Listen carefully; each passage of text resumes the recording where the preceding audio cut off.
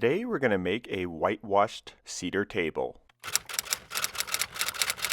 Now this table has kind of a funny shape, but that's for a reason. It's going inside my shipping container house. Shipping containers are rather narrow and this room is only about 7 feet wide. A rectangular table would eat up a lot of space that we need for walkways. I wanted a table that could sit 4 comfortably and 6 people in a pinch. So I made it about 34 inches wide at its widest point, with ends that are about 20 inches. That way there's enough width for a big platter in the middle, but there's still room to walk around the edges. Alright, on to the building. We got a bunch of cedar 2x6s and ripped them down into pieces that were 2.5 inches wide.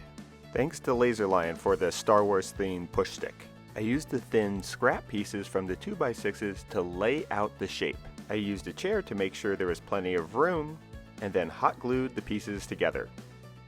I placed the ripped down strips over the template and then cut them to length with my circular saw. This premium kiln dried cedar is a joy to work with. It's dry and lightweight, and way straighter than typical 2x6s. I got all the pieces roughly laid out the way I wanted them, but now I need to put clamps underneath, so I drew a couple of lines with a drywall square so that I would have reference marks to place the pieces the same way on top of the clamps. These are the Maker brand T-bar clamps and they're perfect for this sort of application. They're incredibly strong and have a ton of travel. I'm going to use Gorilla brand wood glue for the glue up. Now the reason I chose it is because the color is more beige than yellow, and I'm going to whitewash this table and I don't want yellow streaks that might show in between some of the boards. I applied the glue, spread it around, and then placed them back on the clamps. Even though this cedar is straighter than typical 2x6s, there's still a lot of space that needs to be squeezed out, and I'm really glad these clamps have all that travel. Some of the boards want to slide up just a little bit while you apply pressure, so I had my buddy Mike come and stand on the table. I then applied a few more clamps on the ends just to minimize the amount of gaps. After letting the glue cure, I removed the clamps, placed the template over the top, and traced the lines with a pencil. The slab just wasn't quite wide enough, so I had to glue on one additional piece. Alright, finally ready to cut. I used a ruler to go over the lines one more time to make them nice and dark so they'd be easier to follow with my circular saw. This slab is just slightly over 2.5 inches thick and my circular saw isn't cutting all the way through, but I was really impressed with how far battery-powered circular saws have come. I used my Japanese pull saw to cut the additional 1/8 of material all the way through.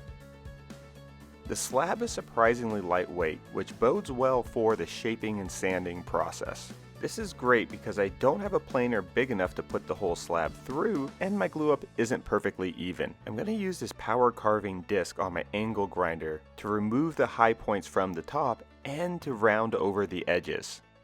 This thing is an absolute beast. Watch in real time how much material it can remove in a single pass. I put about a 1-inch bevel on both sides of the table all the way around. I then switched to a belt sander and started flattening the top. Design-wise, I wasn't sure what I wanted the edges to look like, so I started by flattening them out to see how it would look with a faceted aesthetic. Even though the glue up was a little bit messy, it only took about half an hour to sand it all flat.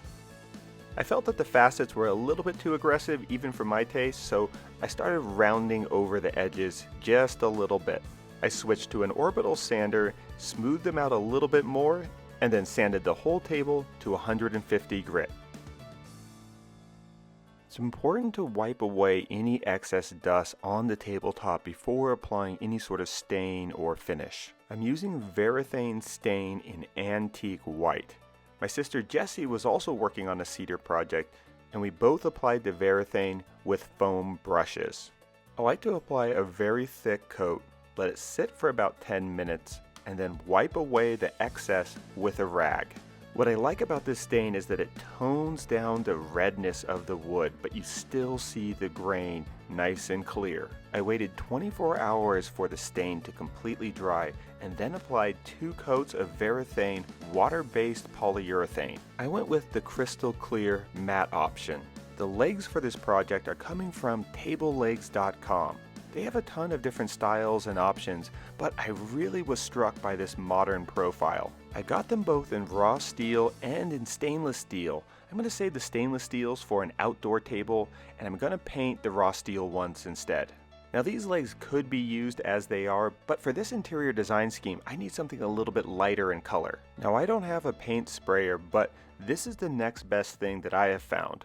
I'm using the Rust-Oleum Turbo cans, and they have way more pressure and spray the paint about 4 times faster and in a really wide pattern. I paired these supersized cans with the Rust-Oleum handle, which gives you a little bit more control. These legs are quite sturdy and they have 6 different holes to screw through. Overall, really impressed with the quality, so be sure to check out tablelegs.com. I'll put a link in the description box below. It's not uncommon for me to sit at a dining table and work on my laptop, so that was one of the reasons why I wanted the edges to be so contoured. I love how this table came out and it fits perfectly in the container house. Now if you want to see the process of building the container house, I put those videos on a new YouTube channel that I created called the Modern Home Project. If you want to see what we're working on next, be sure to follow us on Instagram. Check out some of our other videos and don't forget to subscribe to this channel if you haven't already. Thanks. Bye.